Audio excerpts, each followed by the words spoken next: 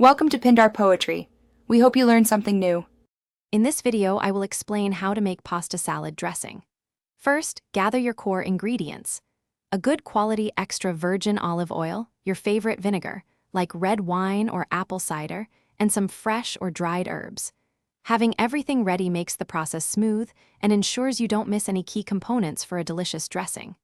This foundation is crucial for a truly flavorful pasta salad, setting the stage for a wonderful dish. Next, let's build that amazing flavor profile.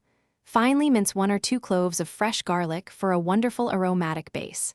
Then, add your favorite dried herbs such as oregano, basil, and a pinch of thyme. Don't forget to season generously with salt and freshly ground black pepper. These elements are key to creating a dressing that truly stands out and complements your pasta perfectly. Now for the perfect consistency.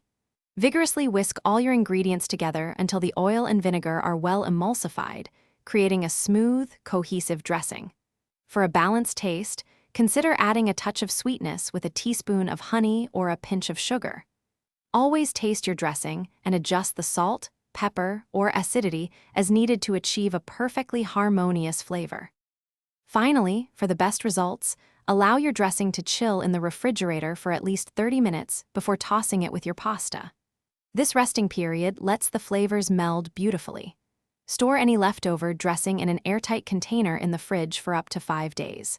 It's perfect for meal prep. And hey, if you're looking for other great deals, check the description below for a link to Little Tree's black ice and more. Thanks for watching.